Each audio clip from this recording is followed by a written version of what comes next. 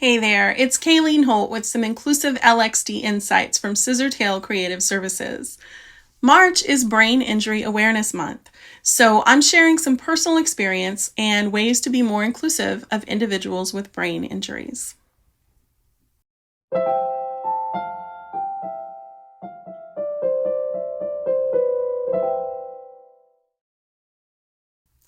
Hello, and welcome to this channel, which aims to make the world a more inclusive place, one learning experience at a time. Before I get started, here's a quick visual description for anyone who needs it. I am a white woman with dark blonde hair. I am wearing a floral top, and I'm sitting in my home office. Behind me are some floor-to-ceiling bookshelves painted teal with lots of books. How many times have you heard the flight attendant say, "Please use caution when opening overhead bins, as items may have shifted during flight"? Well, I'm here to tell you they're not kidding. On November 19th, 2011, a laptop computer fell on my head from an overhead bin. This wasn't a sleek little MacBook Air. This was a dinosaur of a computer, old even for 2011. It was basically like a brick falling on my head. Now, at the time, I thought, no big deal. Yeah, my head hurts, but I'll take some Tylenol. I'll be fine. Spoiler alert, I was not fine. I was diagnosed with a concussion, and then when that didn't heal after a few weeks, I was diagnosed with post-concussive syndrome, and that's what they call prolonged concussion symptoms now. Either way, it's PCS. Now, if you believe what you see in TV shows and movies, concussions are nothing more than a bump on the head. No big deal at all. A character suffers a severe concussion, and in the next scene, he's running around kicking bad guys' asses again. Well, that is not how it works. That is not how any of this works. A concussion is another word for mild traumatic brain injury, but there's nothing mild about it. That's just a word that doctors use to mean it's probably not life-threatening.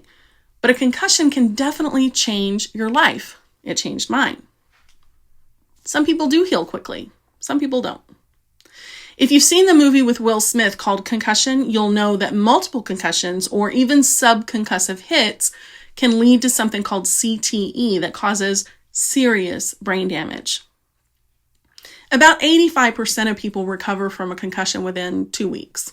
For the rest of us, it can be a lot more complicated. And some never fully heal. I'm one of those unlucky few. Fortunately, over the years, I found treatments that help keep my symptoms in check, and on most days, they're pretty mild. Now, besides traumatic brain injuries, there are also acquired brain injuries.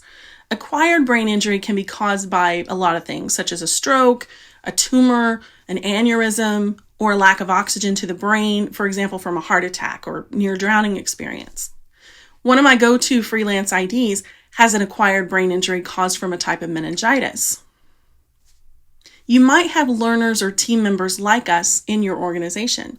So let's talk about some symptoms you might see in folks after a brain injury. Every brain injury is different, and even two people with the same type of injury may have very different symptoms. So this is just a general idea. After my injury, I had an excruciating headache that just wouldn't go away. I was dizzy most of the time. I had aphasia or word-finding problems. The main symptom that kept me from going back to work for almost 6 months was blurry vision. Not just blurry, but it was like the letters would move around on the page constantly, and it just made me feel seasick. Even after most of those symptoms improved enough where I could go back to work, I was, and still am, very sensitive to bright lights. Don't get me started on fluorescents. They are of the devil. I had a really hard time concentrating too, especially with noisy distractions like other people's conversations. I now know that some of that's probably because I'm autistic, and the brain injury just seemed to dial up all of my sensory issues. I also had, and still have, real problems with my memory, and I became so much worse with numbers than I had ever been. Now, I didn't realize at the time that I have dyscalculia, which is like dyslexia but with numbers. I've always had that. But again, it's like the brain injury just dialed up all of those symptoms.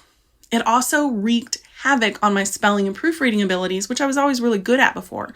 I was an English teacher, and then here I was mixing up there, and there. I used to poke fun at my husband for that. He has dyslexia. Believe me, I have apologized to him so many times. because I get it now. It's not a matter of knowing which is which. It's the brain not picking up the right word when you need it, or not seeing that you left out words or transposed words. Brain injuries often affect speech as well as response time. I used to wear a t-shirt on days when my symptoms were especially bad and I had to go to the store or something. It said, "I'm not drunk, I have a brain injury." And cashiers were a little more patient with me when I wore that. But people with disabilities can't always wear a shirt or a button that tells you what that disability is, even if we wanted to do that. We just need the world to be a little more empathetic and understanding with us. So here are some things you can do to be more inclusive of learners and team members with brain injury. First, be mindful of the lighting. In a classroom environment, if you can dim the lights or turn off the lights in the front that are going to be glaring in someone's eyes when they're trying to look at the slides, that can be very helpful. Try to provide a quiet place to work. If you have learners completing an activity in small groups, the noise of that whole classroom talking can be really hard for someone with a brain injury, or even us neurodivergent folks. Maybe you can let all the groups go into breakout rooms. If a team member who usually works in a cubicle comes back to work after a brain injury, can you give them a private office for a while? They may not be able to simply put on headphones. I mean, for the longest time, I couldn't wear anything on my head. No hats, headbands, hair clips, headphones. It hurt. It still does after a while. Better yet, let those people work from home or plan hybrid training that lets people participate in it from home. That was the real key to my recovery, being able to work from home every day where I can manage my lighting, noise levels, distractions, usually, and I can take a break when I really need it. Be careful with on-screen movement. What's especially bad for me are videos that people use as a background. So you're trying to focus on a person or maybe text, but the background is moving behind it. It's nausea-inducing. I also get nauseated when I'm on a Zoom call and someone has their camera pointed at the ceiling with the ceiling fan going. Be patient. Don't jump in to try to finish someone's sentences for them. That can be really frustrating when someone has aphasia or their speech is affected. Just be quiet and listen. Also, be patient if the person seems really emotional, whether they're crying or laughing at odd times or seem really irritable. Brain injuries can cause us to have a hard time regulating our emotions. Give frequent breaks. All learners need breaks, not only to move their bodies and take care of basic needs, but also to allow the brain time to absorb what's being taught. For those of us with brain injuries, breaks are especially critical.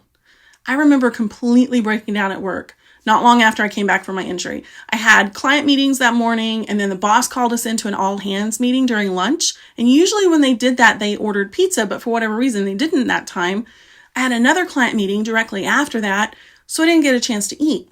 And not eating is one of the triggers that causes my headache to ramp up to 10 out of 10.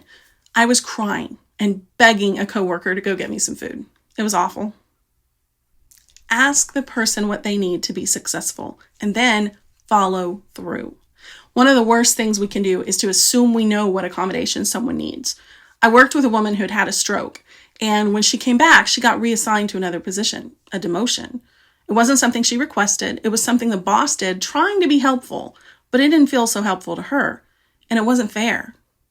On the other hand, I repeatedly asked to be demoted after my injury because I was a project manager at the time and failing miserably in those duties. I was also asking to work from home, and my boss made promises and never followed through, so I didn't stay at that job. We want learners and our coworkers or employees to be successful, so why wouldn't we do whatever we can to help them? So, let's recap some ways you can be inclusive of people with brain injuries, not only for Brain Injury Awareness Month, but always. Be mindful of the lighting. Try to provide a quiet place to work. Be careful about on-screen movement. Be patient. Give frequent breaks. Ask the person what they need to be successful and then follow through. Keep in mind that you may not always know that someone in a class or on your team has a brain injury. It's something that carries a lot of stigma, so it might not be disclosed. But when you keep these things in mind about lighting, noise, movement, etc., you can be inclusive of everyone anyway. And one I forgot to mention is transcripts. Transcripts are extremely helpful for those of us with memory issues. Okay, that's it for this edition of Inclusive LXD Insights. Until next time, in a world where you can be anything, be inclusive.